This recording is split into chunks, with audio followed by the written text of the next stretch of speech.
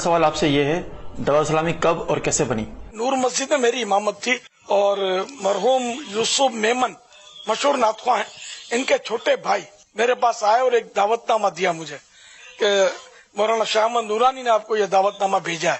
تو اس میں کچھ لکھا تھا کہ فلاں دن وہ شام کو میرے گھر پر وہ دعوت اسلامی کے سلسلے میں اور یہ علامہ ارشد القادری اور سب آئیں گے اور کچھ ہے مطلب میٹنگ. میں وہاں پہنچ گیا، کچھ میرے ساتھ اور بھی دوست تھے میرے، تو وہاں دعوت اسلامی کے تعلق سے حضرت علامہ ارشد القادری صاحب رحمت اللہ علیہ نے بیان فرمایا. اس میں اس نتیجے پر پہنچا کہ مولانا شاہ احمد نورانی اور علامہ ارشد القادری صاحب ان کی تنظیمی سوچ مدینہ اور دور دور تک کوئی سیاست جو ہوتی ہے نا، اس کا اس میں کوئی حساب کتاب نہیں تھا. خیر اجلاس ہوا اور دیر تک ہوتا رہا.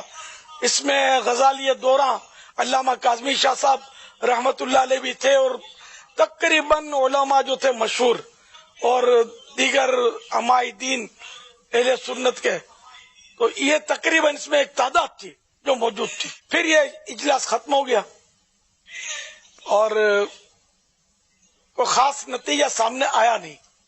پھر جب میں 2 ذی قعدۃ الحرام دارالعلوم امجدیہ میں صدر الشریعہ مولانا امجد علی صاحب رحمۃ اللہ علیہ کے عرس میں گیا تھا، تو وہاں مجھے مولانا قاری رضا المصطفیٰ ملے کہ ہمارے ماموں، ان کے ماموں تھے مولانا ارشد القادری صاحب، وہ آپ کو یاد کر رہے ہیں، بولتے ہیں کہ الیاس قادری کو میں دعوت اسلامی کا امیر بناؤں گا وغیرہ وغیرہ.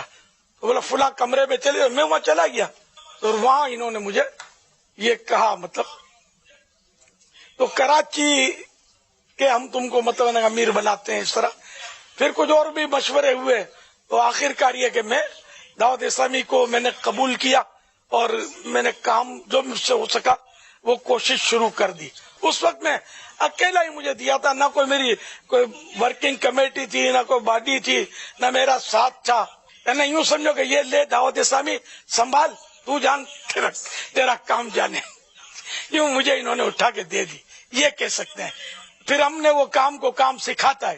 یوں کچھ دوستوں سے وہ میرے پاس ایک گروپ تو تھا ہی دوستوں کا، تو یوں ہم لوگ مطلب چل پڑے اور اللہ تعالی کی مدد سے جو بھی ہوا، اللہ پاک کی مدد سے، محبوب کی نظر سے یہ کام چلتا رہا. اور آج آپ کے سامنے بیٹھا ہوا ہوں میں.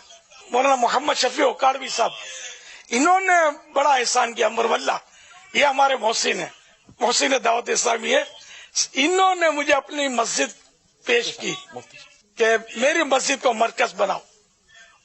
تو بہرحال یہ کہ وہاں ہمارے اجتماع ہفتہ وار شروع ہوئے اور اللہ کی رحمت سے دعوت اسلامی وہاں سے سمجھو پروان چڑھی اور 1 سیکنڈ کے لیے بھی پیچھے نہیں ہٹی.